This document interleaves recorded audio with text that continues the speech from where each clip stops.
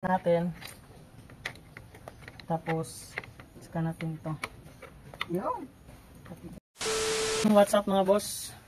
Kumusta ang lahat? So for today's video, yung magpapalit naman tayo mga boss ng shoe brake dito sa drum brake shoe brake yung tawag dun. Brand na ginamit ko boss, actually napalitan ko na siya. Nagawa ko na to, kaya si-share ko naman sa inyo ngayon sa mga baguhan sa Gravis. Sana makatulong ulit sa inyo to. So kaya sinishare ko to kasi alam ko nang gawin. So ngayon naman, at ipapakita natin mga boss kung paano magpalit nitong shoe brake sa ating Mio Gravis. So ito yung brand na ginamit ko mga boss. Napalitan ko na yon. Yun na yung bago. So ito yung original niya, Yamaha. So medyo pud-pud na rin. Makikita nyo. So ito mga boss, ang kailangan natin gamit. Ito boss, ang socket size 24 para dito. Yan. So saktong-sakto 24 yan. And then socket na 12 mm. 12 para dito sa pagtanggal ng pipe natin dito. Tsaka sa yun dito, nakikita nyo yun mga boss. Meron dito dalawang tornilyo sa loob na kumukunik sa pipe. So ngayon gagawin natin, tatanggalin natin yun. Gagamit tayo nitong 12 mm na socket. So ngayon, ito ipapakita natin. So gagamit lang tayo nitong mahabang tawag dito, basta ganito boss, mga boss. Baka lang to para maabot natin. So ito mga boss, dito ang purpose pala nito, ang butas na to is para dito sa socket nito. Yan. Masarap na abot niya. So ayan mga boss. Yung din yung nasa baba na part naman is dito tayo dadaan. Sa baba. Dito natin. So ayan, dalawa lang to mga boss. Dito naman. Ayan. Mga boss sa ilalim. So bali apat. Bali apat. Sumutot. Ayan siya boss. Tanggal na. Next. Hawakan natin kasi malalaglag.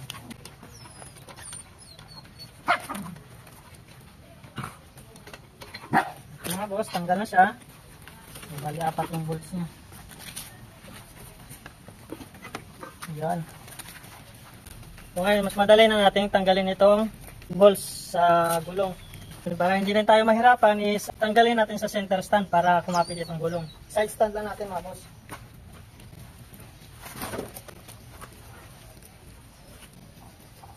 Yan, gagamitan natin ang 24 socket. 24 na size ng socket. So, pa-counter pa rin. Lahat naman ng mga bolts pa-counter clockwise.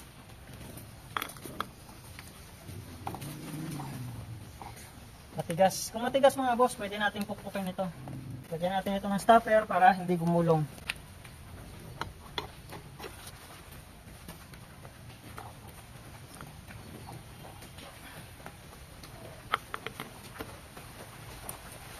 Yan. Ito hindi na masyadong mahigpit mga boss kasi pag nire-repair ko, hindi pag hinigpitan ko na siya, hindi ko sobrang higpit. Yung sakto lang para pag nire-repair hindi mahirap tanggalin. Ngayon, tanggal na, pwede na ulit natin i-center stand.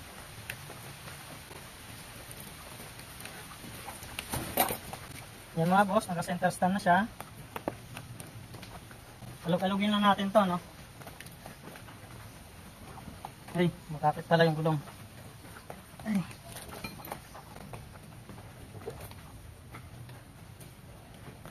Ito ka boss.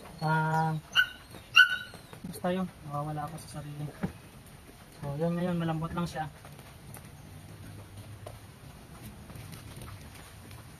So ayan boss, kung makikita nyo malinis kasi kakapalit ko lang 1 week ago.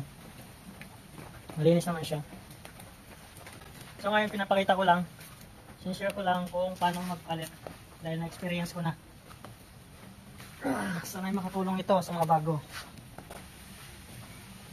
So pwede natin itong luwagan para kung makikita nyo nakalihis. So gagawin natin luluwagan natin para mag-flat siya.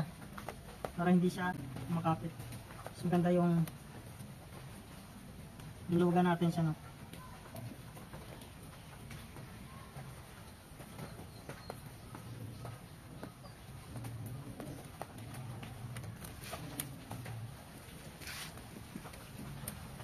Pwede natin itong ipitin.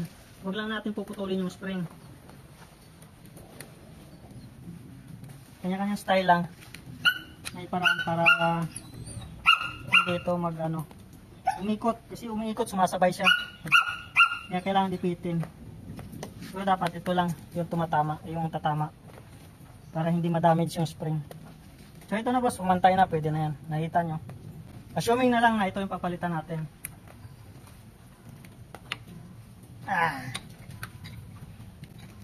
So yan mga boss. So sa 1 week, ito na yung okay pa rin naman siya, goods pa rin siya. 1 week ko pa lang siya nagagamit. So ito yan mga boss na brand KIK brake shoe. All goods pa rin siya. Sa performance siya, makapit naman siya. Hindi naman ako na problema. Lagyan ko lang din ng mga grasa, no? Sa kung makikita nyo boss, malinis na yan. Nilinisan ko. So assuming naman na tayo ay magkakabit ng panibago. Lagyan ito ng grasa, lagyan ito ng grasa, lagyan ng grasa para smooth ang galawan ni Gravis natin. Tapos scan natin ito. Yun. Katigas eh. Tapos pag tanggal yung spring, ganito lang.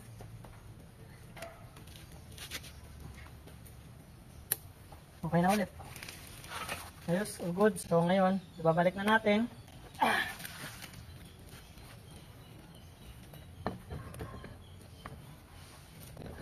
Saka lang natin i-adjust yung brake ulit. Depende sa taste nyo kung gaano kayo kalakas magpiga. So ngayon, babalik na natin. So higpitan lang ulit natin mga boss.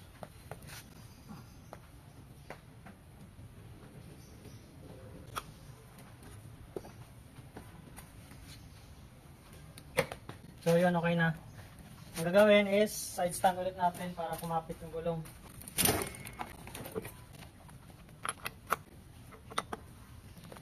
Clockwise.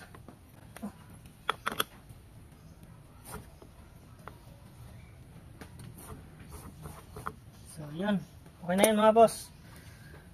Babalik lang natin ito. So ngayon mga boss, babalik lang natin yung pipe. Ganun lang ulit. Yan.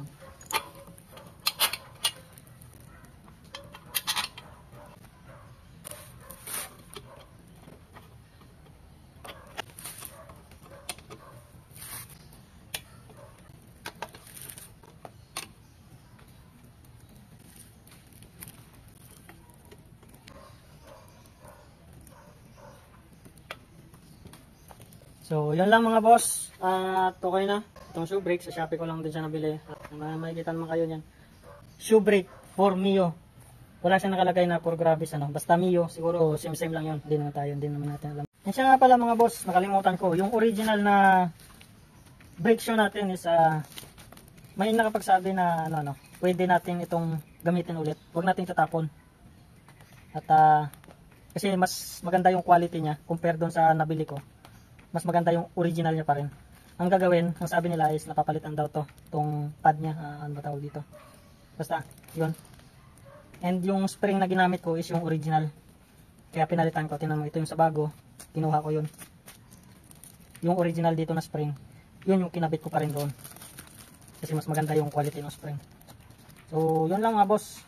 So, yun lang mga boss. If you like this video, mabigyan nyo naman ako ng thumbs up dyan. And please subscribe to my channel. And see you on my next video.